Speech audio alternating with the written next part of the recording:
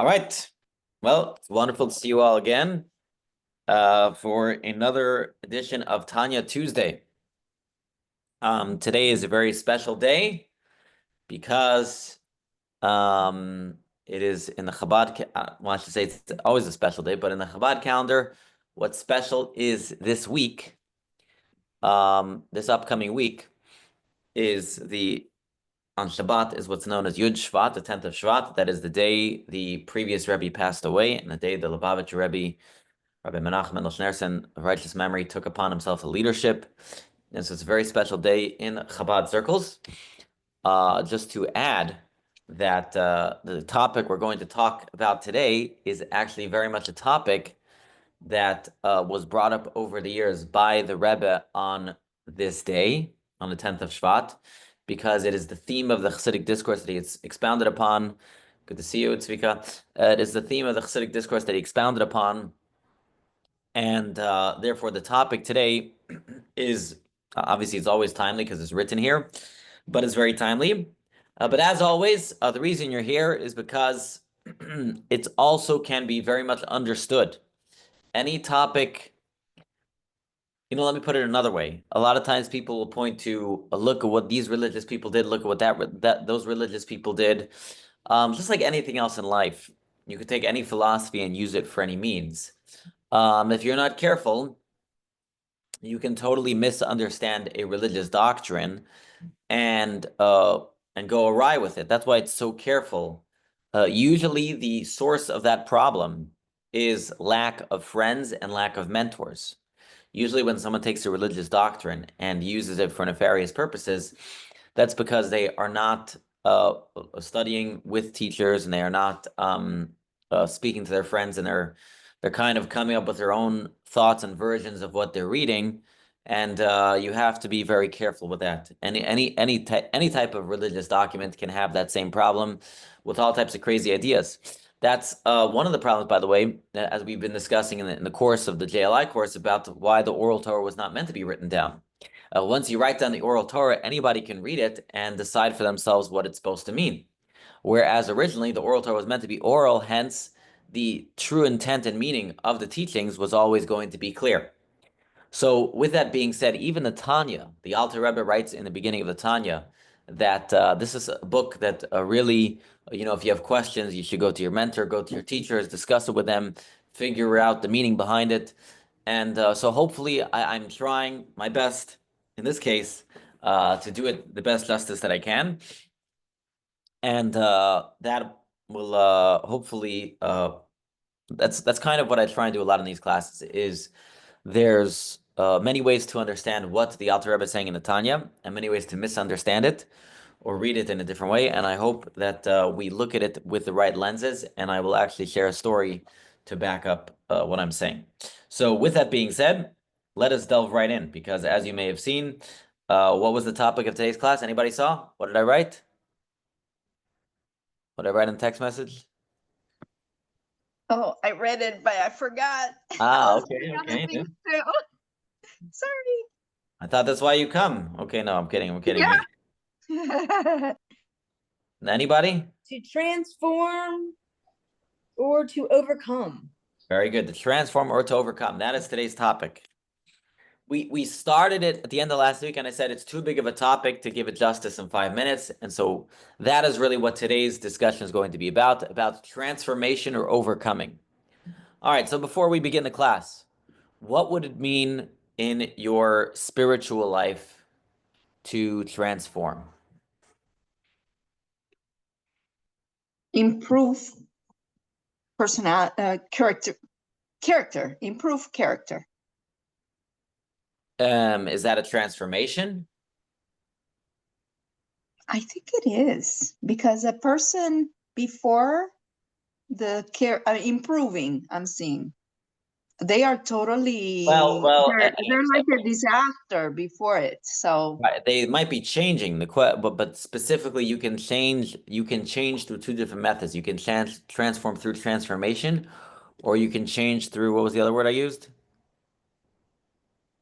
What was the other word in the text message? Overcome. Yes. Yes, you can change by transformation or by overcoming.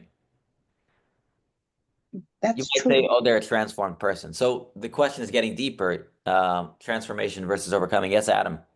Yeah, it's not a change or a fix. It's something that becomes part of you that you can never get rid of. It's almost like learning how to ride a bike, right? Once you know how to ride a bike, you don't forget. It becomes part of you. Once you transform, okay, we're onto something here. Once you transform something, you no longer really need to fight it. That's where I'm going to lead to in the spiritual sense. I guess I didn't ask my question deep enough. Once you transform something, you don't need to fight it. Similar to what you said, if you transform, you're not just overcoming. So let's take an example. Let's say somebody has a bad character trait. They love to tell gossip. What would a transformation look like? What would overcoming look like?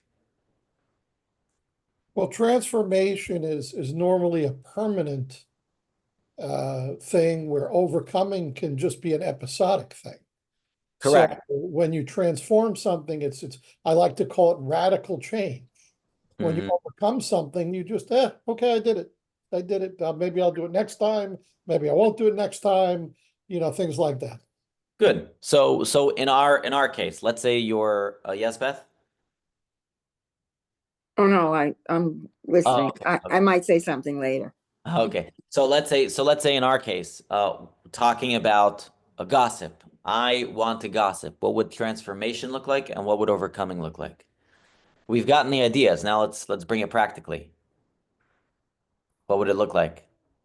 Well, you wouldn't gossip as much or try not to gossip at all. A You wouldn't- transformation, you wouldn't ever, I don't believe if you've transformed, you would never even have the desire to speak Lashon Hara. Yeah. Wouldn't Correct, really correct. enter your mind, would it? Correct. If you utilize transformation, good to see you, David, as well. If you use and Rick, if you utilize transformation, you would never want to gossip anymore. So how would you practically transform your desire of gossip? You transform by funneling your emotions through your mind and having your mind recognize what's going on and have your mind say, oh, I felt like gossiping. But as the Torah and Hasidic explain, that's not what we should be doing. So I'm not going to do it. So, but that's overcoming. Now I'm asking, how would you transform? How would you? It's true. Using your mind, you overcame your desire you overcame your desire to gossip. How would you actually transform your desire to gossip to the point where we said earlier that you really never go back? I, Go ahead. I think you have to live on an island by yourself. That it Very wouldn't even be a thought to you anymore. It wouldn't even be part of your mindset anymore. Yeah, that's Okay. tough. Yeah. I do think there's ways to transform, but that don't require this. But most times you have to overcome, right? It like I remember learning, oh, gossip is not good, and like it took me a while to go, oh, wait a second, I just did it, and then it was Yeah. like, oh, I want So to listen, do it. I might be asking the wrong crowd because most of us, if you've been with us with the Tanya journey, most of us will never actually transform. Though I'm Right. making the argument you can. But Adam, yes. Practice. The It's about practice. Yeah. So you're How saying, can you practice not to gossip? all right. So I think what's an unfair question is what I'm gathering. How Because- about, I'm sorry, how about if we, well, I've learned this in therapy over years, replace it with positive thoughts, something like that. So When you start thinking Lashon Hara, try to replace that with a positive That's a something. that's a So, good it's strategy. Thank you. it's good. Yes, thank you. Thank you. I want to pause That's it. overcoming. Huh? I think that's overcoming. That suggestion, you didn't transform, you've Correct. overcome. Yeah, no, I think I agree. That is still a form of overcoming. That's still a form of overcoming. It's a deeper level of overcoming. Transformation literally means my desire to gossip is now, so to speak, my desire to tell good things about people. Right. That's Yeah. what transformation really means. Now, we not being tzaddikim, righteous, may not experience that, or at least not about gossip. We might experience it on small little things in our lives. But transformation would mean, and this goes back to how we started off, transformation versus overcoming. Overcoming means temporary, transformation means permanent.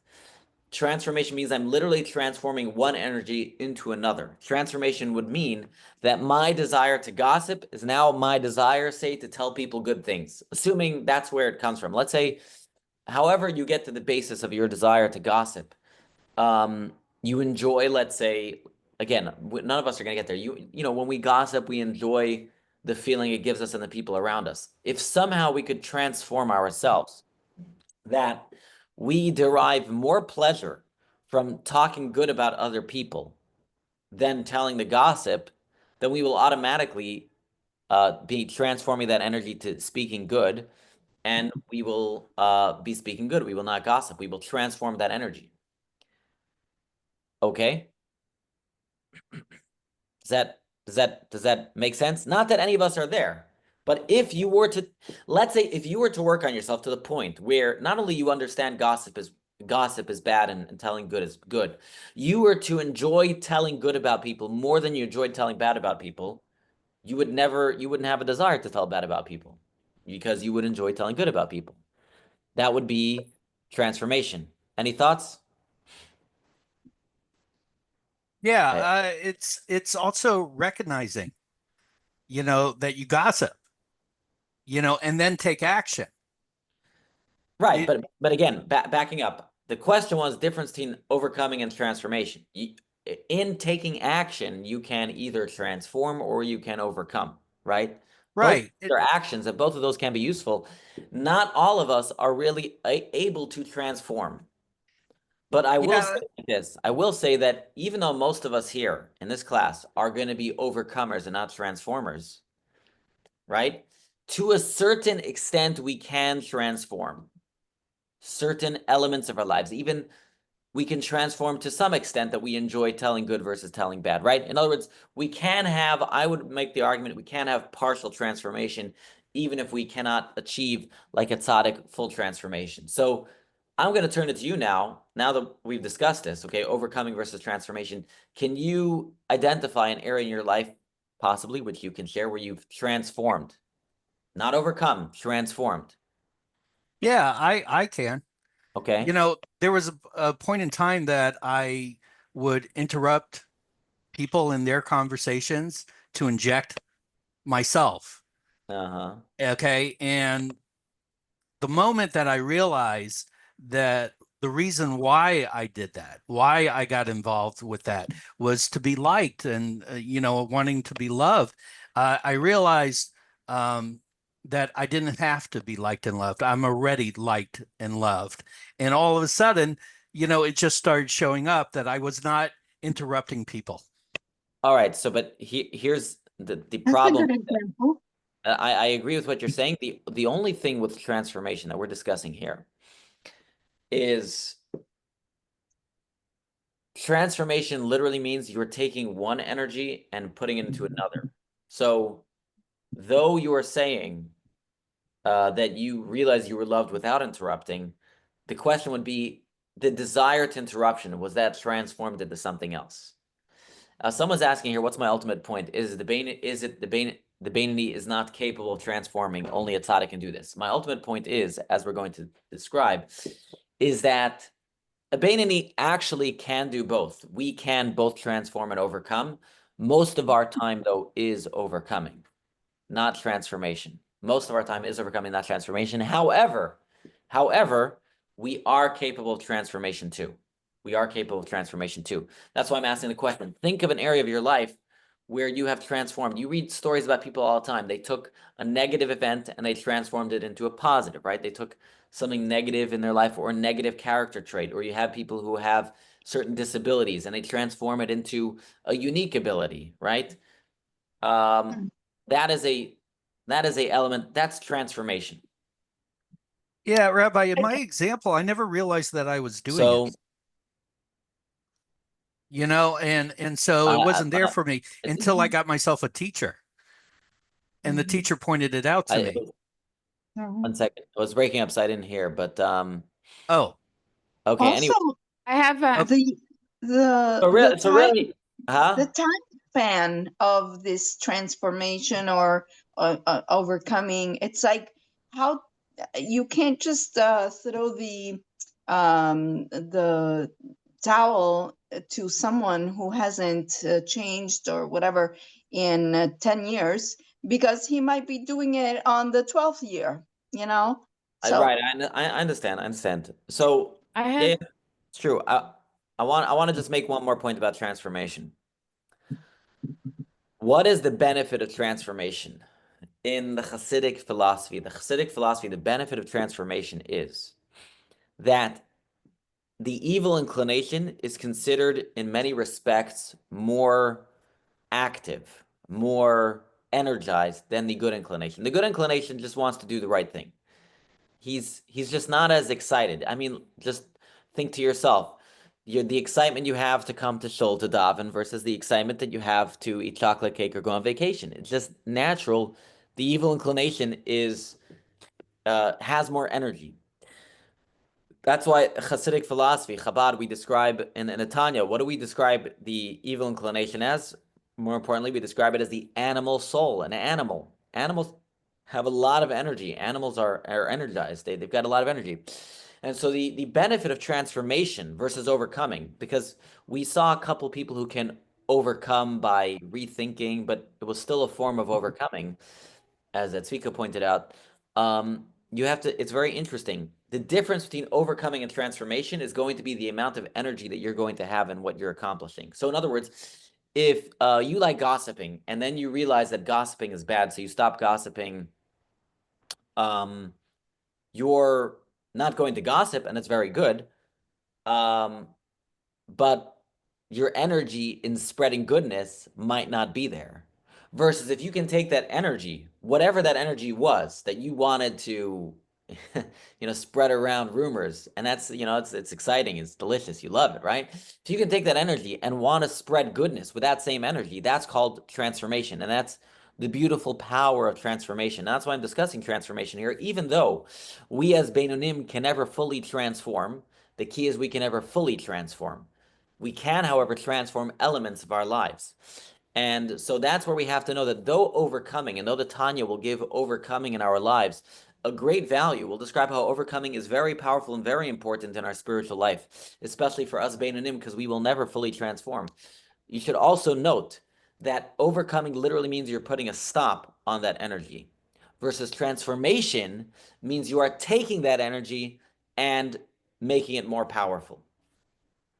And therefore, just one second. And therefore, as we're going to describe, naturally, transformation is much more sweet. The Tanya will describe that the energy of transformation is like sugar. It's like naturally sweet. The energy of overcoming is like savory.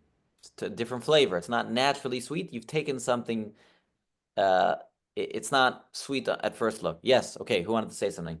so maybe this is an example. So I have a friend that he grew up completely secular, like no keeping kosher, and nothing like that. So he, little by little, he was changing to the point that now he became a rabbi, an Orthodox rabbi, not Chabad rabbi, but Orthodox rabbi, and he and his wife moved to Israel. Like, and it's not only that, he's doing so much for the Jewish community, which obviously in Israel is a lot bigger Right. around here. So I see that as a transformation, because it looks like it's like something more permanent, something like very, very deep, like a shift in your life. Right, but even more than that, if I were to posit the other element of transformation here that makes transformation not overcoming is the fact that he's decided that because he grew up, say, without the knowledge of religious Judaism and the studies, he's decided to take that angst or whatever it is and turn it into an opportunity to reach out to people. Not angst is not the right word, but the point is he's taken what he was missing and chosen to turn it into his mission, and that's real transformation. When you take what was originally a negative in your life and turn it into a positive. Right? Just another simple example. There was a famous politician in Hungary, Segde, I forget his name. He was like the head of the Nazi party over there in Hungary, and then he found out that he was Jewish. His mother was on his deathbed, told him he's Jewish, and he became religious and obviously now a champion for Jewish causes. You have a lot of those people. They were anti-Israel, then they become pro-Israel. So that's an element of transformation, taking that energy and using it for good. All right. Any other thoughts before we see how this plays out in the Tanya on the topic of transformation and overcoming? Yes. Yes. Yeah, Okay. continue. Okay, we're good. All right. I guess I have one more question. Considering the great benefit of transformation, would you say that overcoming plays second fiddle? Considering how amazing transformation is, you're taking a powerful energy and transforming it. What makes overcoming special? Well, you have to put energy into that for sure. Very good. Very good. Correct. Correct. So even though transformation is so beautiful, you're taking a negative energy and taking it and pulling it to the good side. Nevertheless, there's a beauty in overcoming, in that every single day, every single moment, or very often, you have to take a large amount of energy to overcome whatever it is. And if we go back earlier in the Tanya, if we recall, what does God value the most? It's not what's being done. It's the fact that he's being served, right? In other words, if God just wanted mitzvos to be done, he would have hired a bunch of angels who are perfect and they would do it. But God didn't want that, okay? God wants people to serve him. And so we had a whole discussion earlier in the Tanya about how you could have a Beinoni, someone who always does the right thing, but not because they're serving God, but because that's their natural tendency. And we said that's not serving God. God wants our energy. And so for a Beinoni, that energy is about the energy that we have to expend to overcome our evil inclination. Sometimes it's our energy to transform. Yes, sometimes we manage that. But most of the time, it's the energy that we expend in overcoming our evil inclination. And God says, I love that. It's beautiful. It doesn't look so beautiful on the outside. What's so beautiful? You just didn't do something wrong. But if it's about serving God, making a home for God, what is a home for God? A home for God is a place where God says, wow, these are people that listen to me, that do what I want, that follow my will. This is a place that I want to be. And therefore, the power of overcoming is super powerful.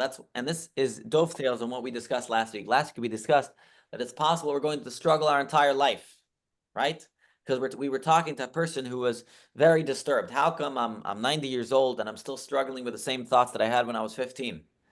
And Tanya tells us, that's your mission. Your mission is to struggle your whole life. You're a Beinoni. You're going to struggle your whole life. That's who you're meant to be. You are meant to struggle your entire life. Why?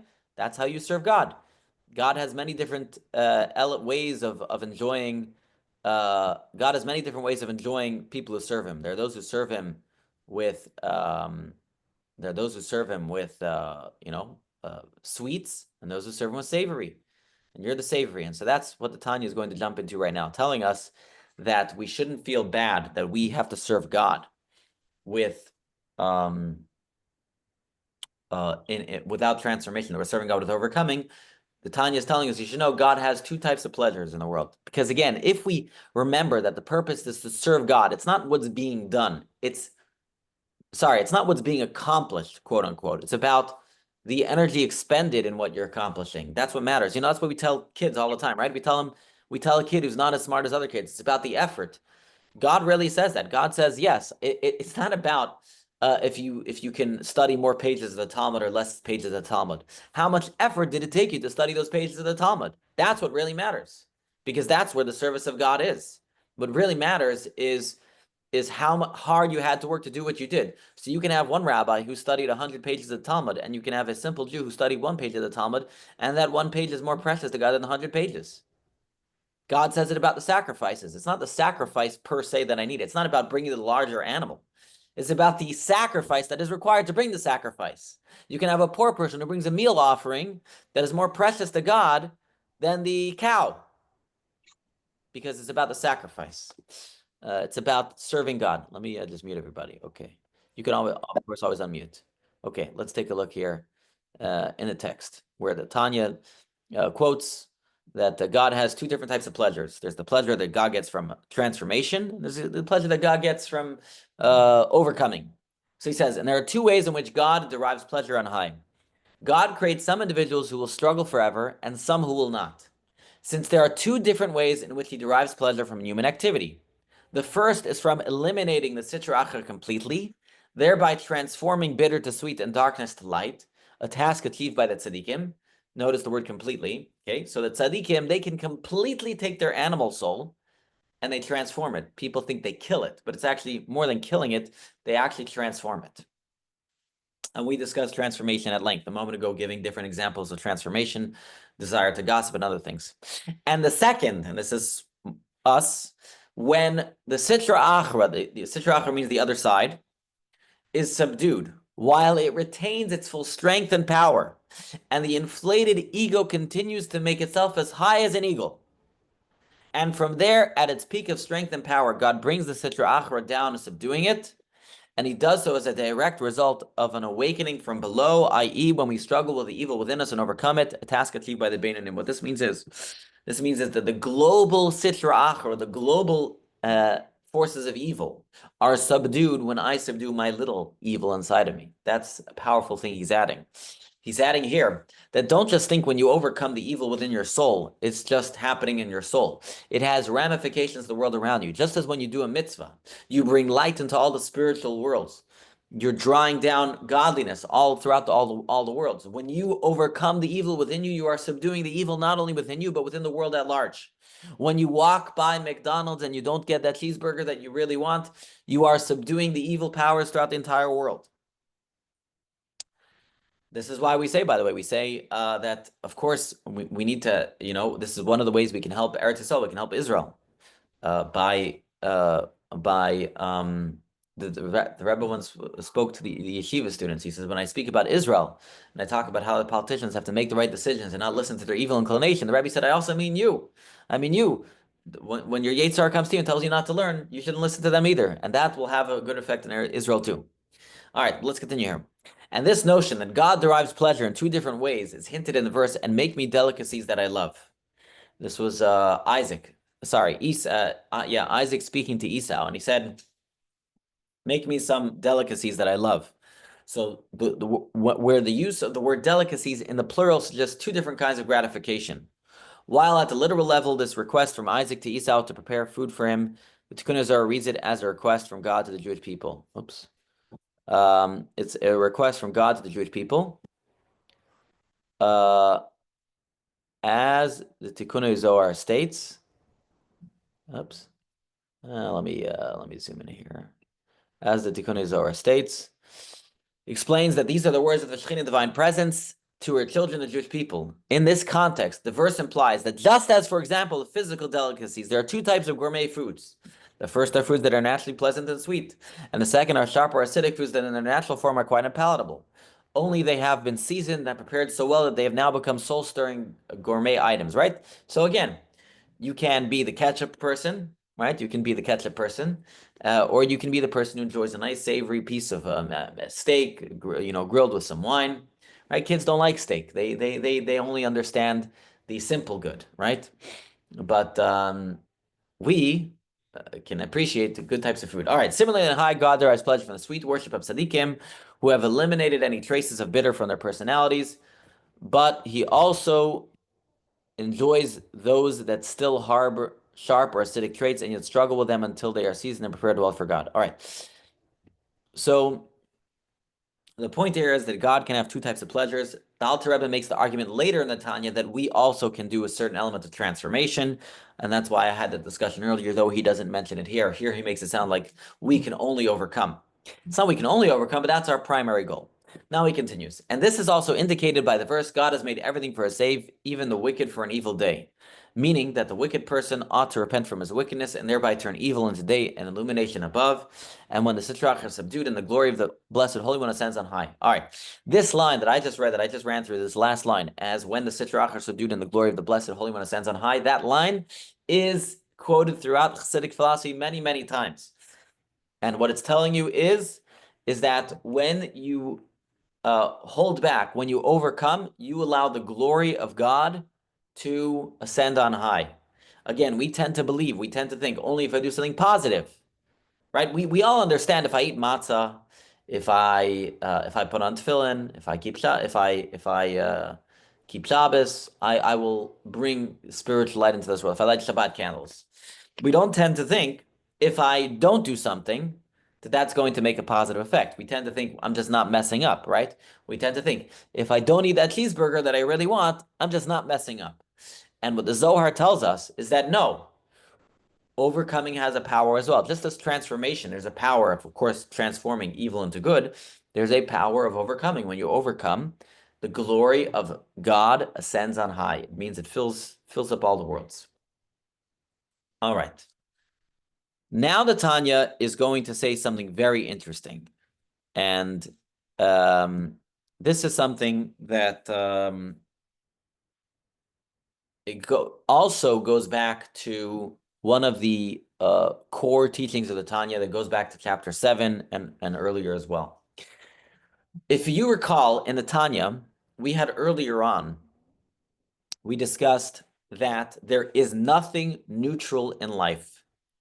There's no such thing as anything neutral. It's either godly or it's not godly. And if it's not godly, it is the opposite of godly, okay? It's either a good energy or a bad energy, okay? And then we discussed that certain items in this world cannot be elevated. So for example, a cheeseburger for a Jew cannot be elevated. Pork for a Jew cannot be elevated, at least not by eating it, okay? Then there are elements in this world that are considered permitted, things that we are allowed to eat. But just because we're allowed to eat it, that only means that it's an energy that is not bound up to the evil side. However, if we take that kosher item, this unbound item, right? We said the word asur, forbidden, actually means tied up. If we take the item that's mutar means permitted, that means unbound. If we take this unbound item, this unbound energy, and use it for bad purposes, we have actually brought it down. So for example, simple example, if I eat pizza, kosher pizza, I eat the most kosher pizza ever, and I use the energy of that kosher pizza, and I go rob a bank, I have taken the energy of the kosher pizza and I've pulled it down. Now, the Tanya made the argument, taking that a step further. It's not only if you actually sin. If you are not serving God, then you are automatically serving yourself. There's only two options. You're either serving God or you're serving yourself. And if you're serving yourself, it's not godly. So if you eat that pizza and you waste your time, you didn't do anything wrong. You didn't watch anything bad, but you wasted your time. You have pulled that energy down. Now, we discussed that energy is not as stuck as if you took that energy and robbed a bank, as if you did a sin. But if you took that energy and didn't do something godly with it, that energy is now trapped and stuck in a bad place. So with that in mind, with that idea in mind, we can understand the next step of the Tanya. The next step of the Tanya is going to tell us that overcoming applies not only when we overcome our desires for forbidden things, but overcoming, God also enjoys it when we overcome permitted things.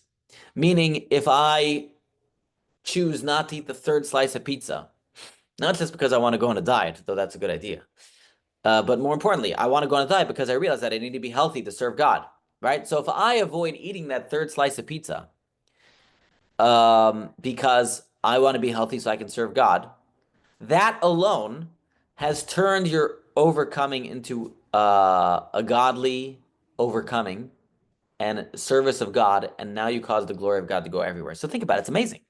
Not only if I avoid eating the cheeseburger and I overcome and I avoid eating the cheeseburger, am I serving God and allowing the glory of God to fill the world? If I avoid eating a third slice of pizza, I can cause God's glory to fill the world.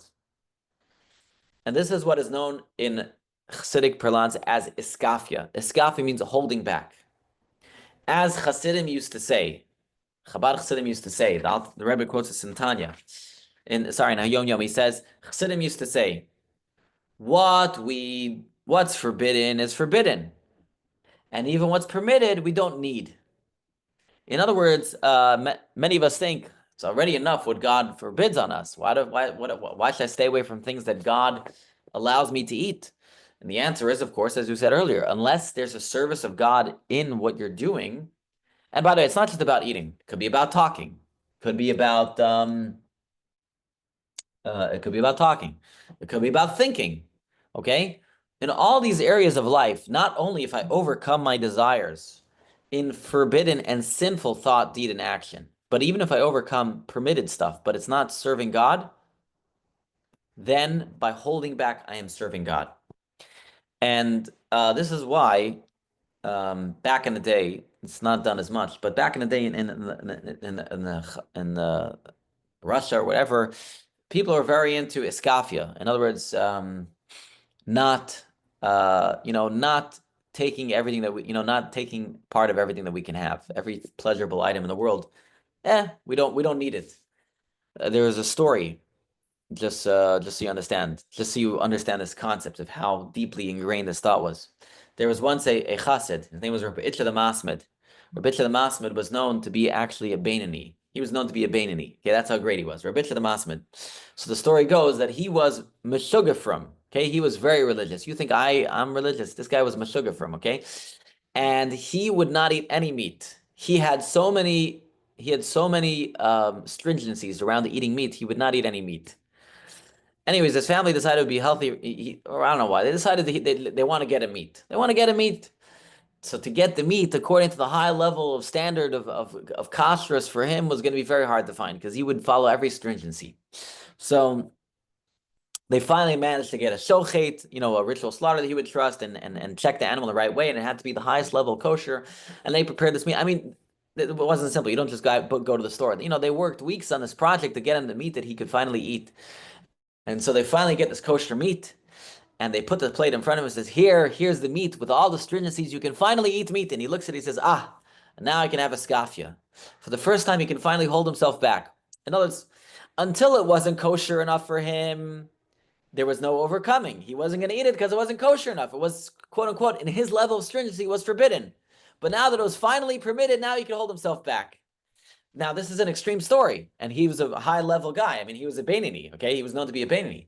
But the point is, what do we get from this story? The point of the story is that we should never think, just because I've raised the bar in my religiosity, that there's no more space to serve God. Even once I'm a high level of religiosity, I can still serve God by holding back and by denying myself. But this is where, let me read the Tanya, and then I want to qualify the denying myself.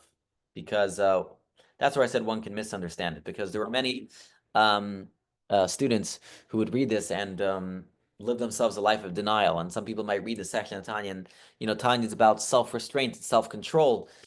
It's not so simple. It's self-control and serving God.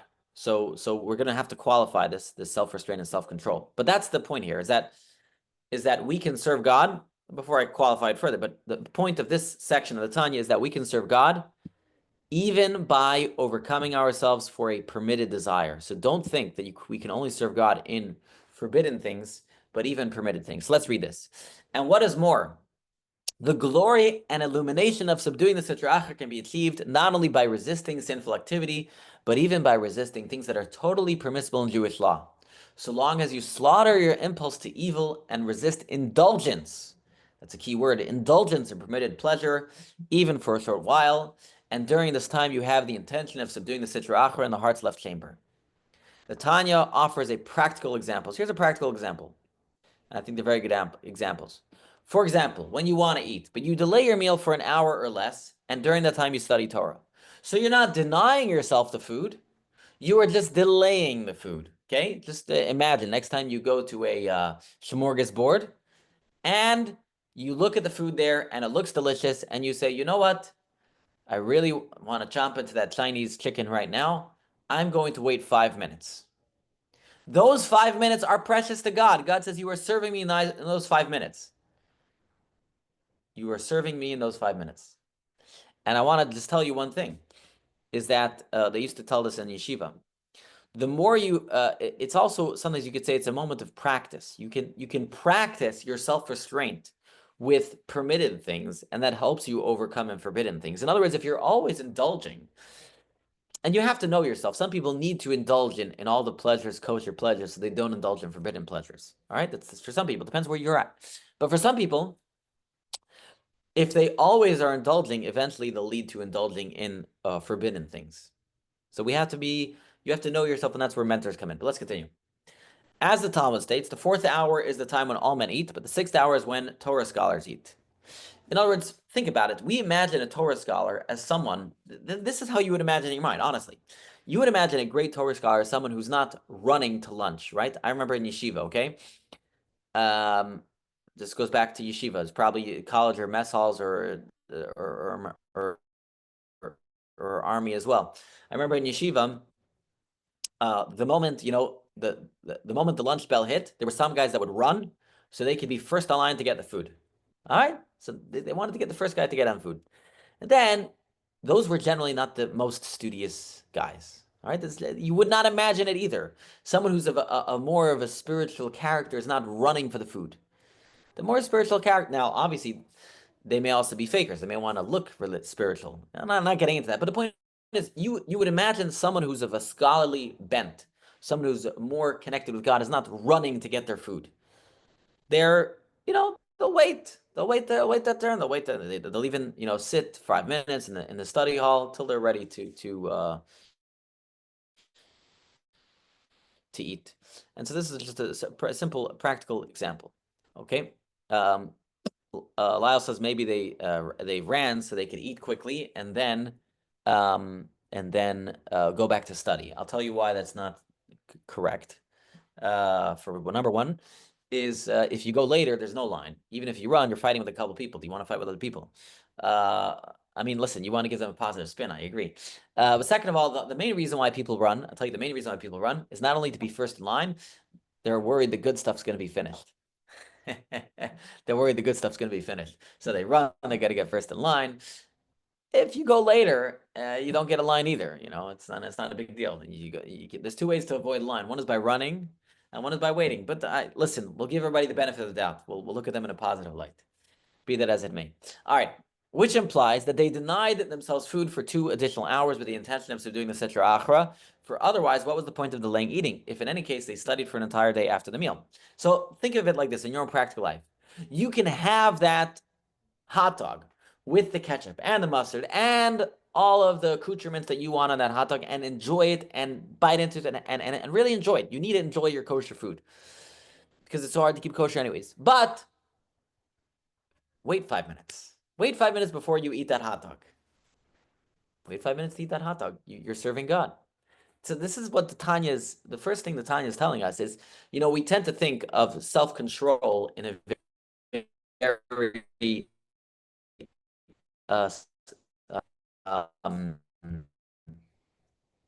the world has this thing in a very limited manner. Self-control can apply in so many different ways, even without denying yourself of anything.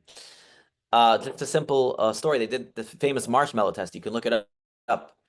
There was the famous marshmallow test where they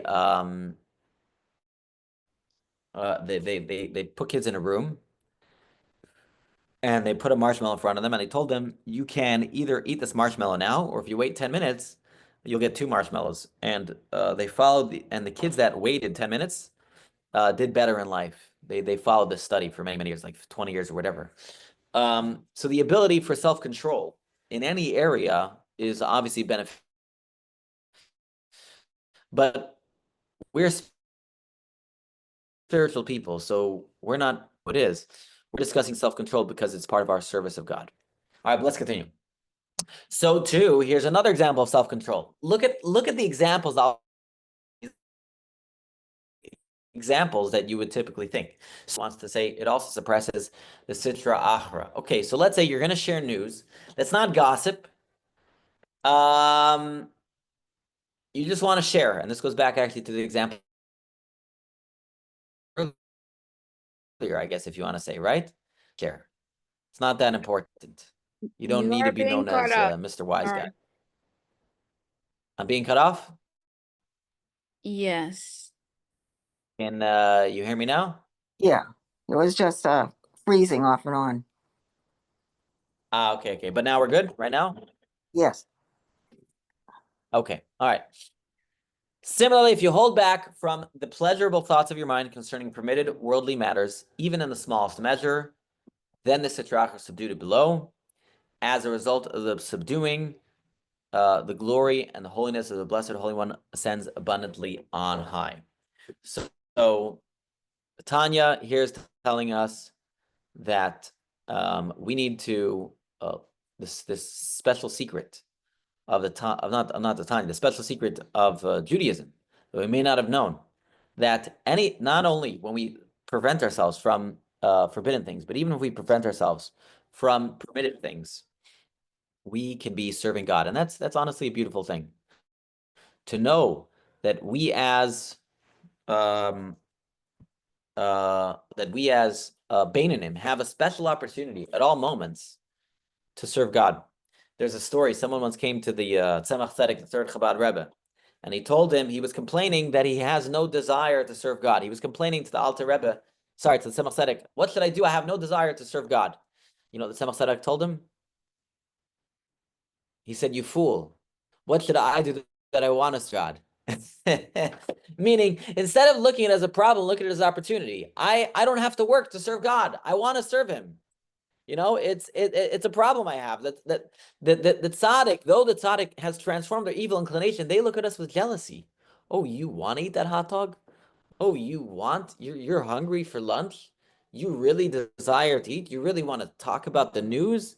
You really want to think certain thoughts? Wow, I wish I had that. I wish I had the opportunity to overcome. I wish I had the opportunity to overcome, because as the Zohar says, when you overcome, the glory of God fills the entire world. The glory of God fills the entire world. All right. Now, the Tanya made the argument that it's iskafia, it's overcoming, and overcoming automatically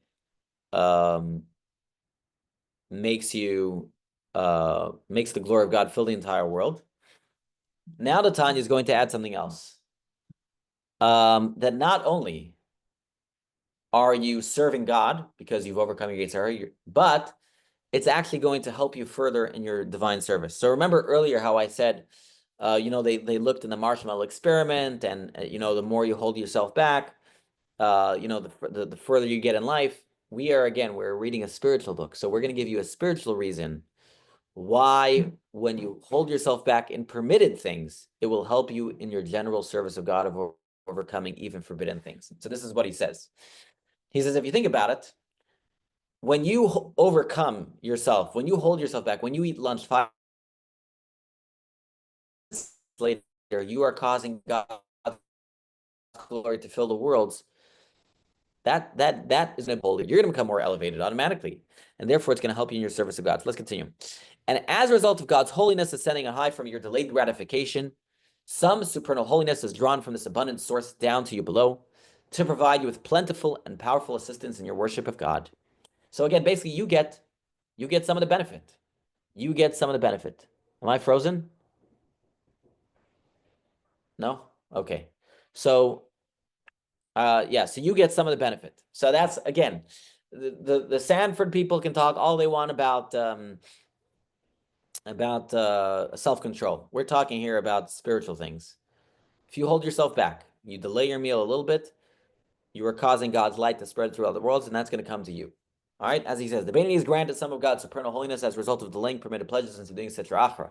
The result of this is that he is empowered with plentiful and powerful assistance in his worship, something that even the tzaddik does not enjoy, because he doesn't subdue the sitra achra. So here is a trick. If you want to become holier, if you want to become a holier person, you will hold yourself back in certain areas of your life.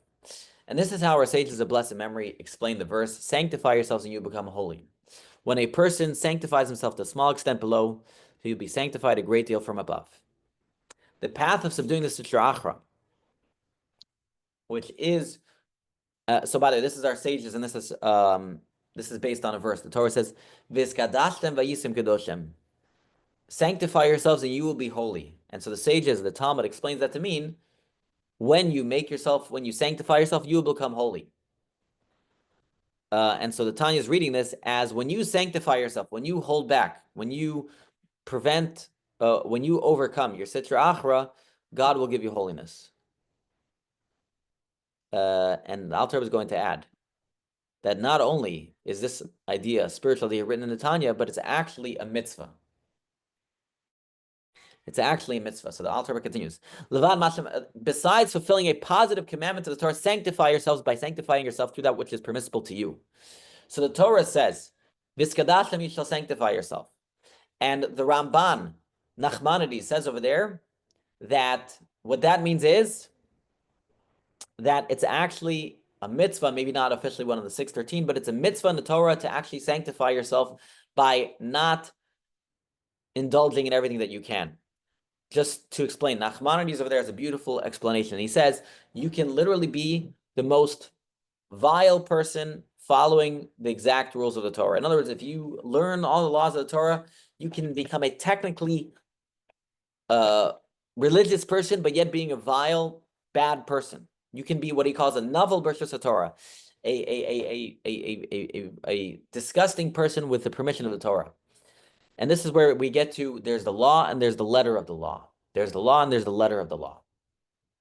And so we have to be careful to, so the Alter was saying here that not only is this a good idea, because I'm telling you it's a way of serving God, but it's actually, according to Nachmanides, it's a mitzvah in the Torah to sanctify yourself, the spirit of the law. Just as the Torah itself tells us a lot of things we shouldn't do, we ourselves have to prevent ourselves from doing things. Let's continue. And the phrase sanctify yourself clearly refers to Beinanim and Tzadikim, since it implies that you ought to achieve something that you do not have already. As it says, you must bring sanctity upon yourselves. In other words, even though you are not actually holy, nor removed from the Sitra Achra, which has not been dislodged from your left chambers at all, and is as strong and powerful as ever when you were born, and rather than eliminate the impulse to evil, you merely control its influence to sanctify yourself through refraining that which is permissible to you. All right, so this is what the sages are saying. In other words, even though you're technically not holy because you're not a tzaddik, right? You're nevertheless, by sanctifying yourself and holding back and overcoming, you will become holy. Ultimately, you will become holy and genuinely detached from the Sitra Achra many areas of your life. As a result of being sanctified a great deal from above, you will be helped little by little, or yidel by yidel, to rid the Sitra Achra from your heart. And this is the important line that I think we can also gather from today. What the Alter is saying here is that not only is there a benefit to delaying gratification because it's serving God, and not only is there a benefit to delaying gratification because it's a mitzvah, there's another benefit is that the more you do this, the weaker your evil inclination will become. Because God is, so I don't want to say the word appreciative, but you could say God is appreciative and God appreciates what you're doing for him. And that holiness comes upon you, and that holiness makes you a holier person. So going back to earlier where we discussed overcoming versus transformation, what we're actually gathering here is that over time, if I overcome time and time again, I will slowly be transforming myself to a holier person. It's a very interesting thing. Overcoming can lead to transformation to a certain extent. And so if we want to up our game, if we want to, let's put it this way. Some of us, at the end of the day, the Tanya is basically saying this whole chapter was spoken to a person who keeps getting disturbed in their religious service of God, and they just wish they were at a higher spiritual state. And what the Alter was telling him is two things. Number one, you should know overcoming. Overcoming alone is very powerful, and God himself loves it, and that's serving God. Just fighting every single day is a mitzvah, and it's spiritual, and God loves it, and it causes the glory of God, and that's your mission in life. But the Alter adds this line at the end, number two. It's like a throwaway line, but it's an important line. And he's saying not only that, you should know that if you continuously overcome your evil inclination, you will become a holier person. You will feel that you become a more spiritual person. And how many of us want that? Many of us feel that like we'd love to progress. We'd love to feel closer to God. That's really what I think when I think of wanting to be holy.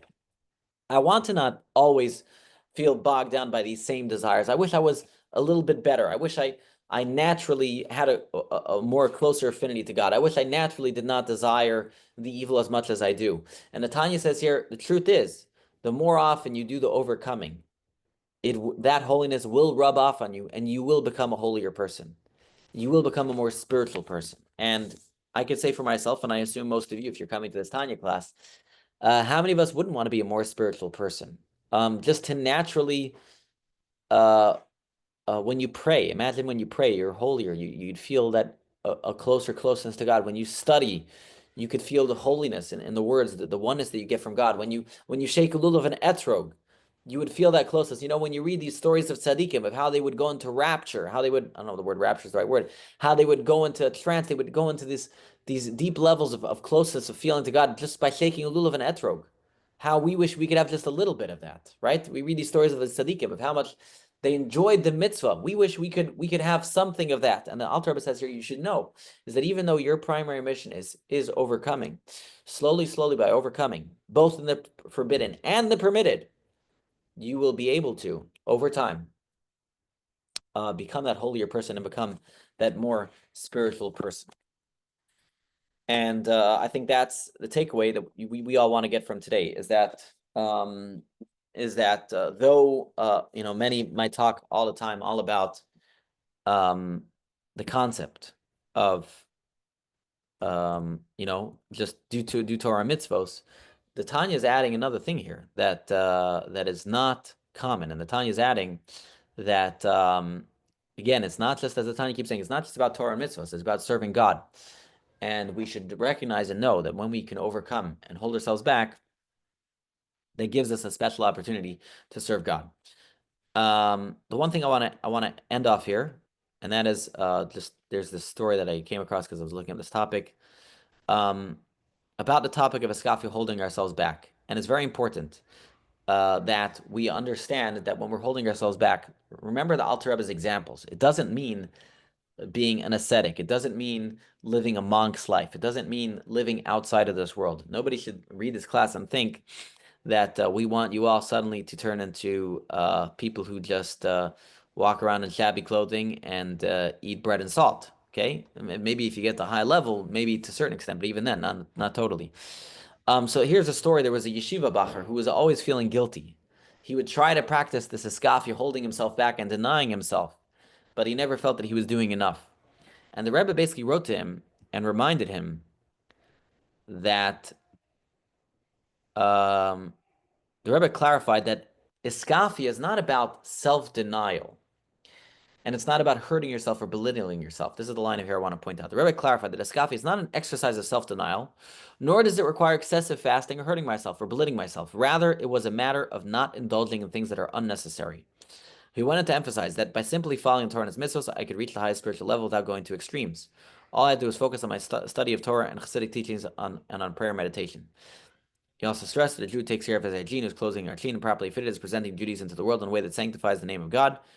But if he does the opposite, if he is dirty or sloppy, he is desecrating the name of God, especially if he's a Torah scholar. Then he added, this is the line I wanted to get to, the angst that you have, this feeling of inadequacy, doesn't allow you to study the Torah properly.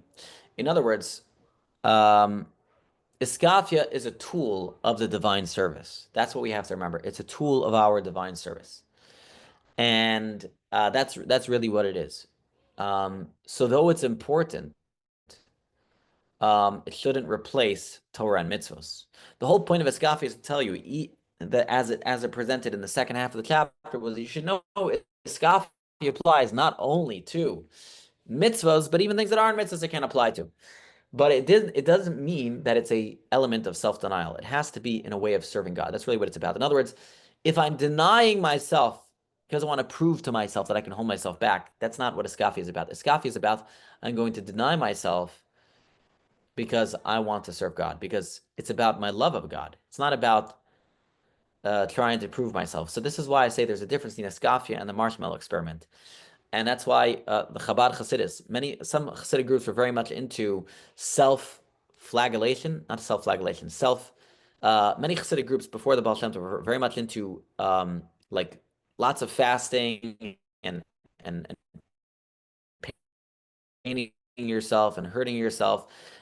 And nobody should think this is what the Alter Rebbe was trying to say. The Alter Rebbe was trying to say that as a tool of serving God, this can be a tool of serving God, but it has to be out of a desire to serve God, not out of a desire to practice simple practice self-control.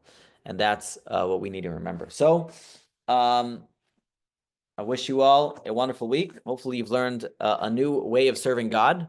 I highly doubt any of you are going to go to the extremes that we need to worry about. damaging yourself and hurting yourself, and trying to completely destroy your any semblance of self.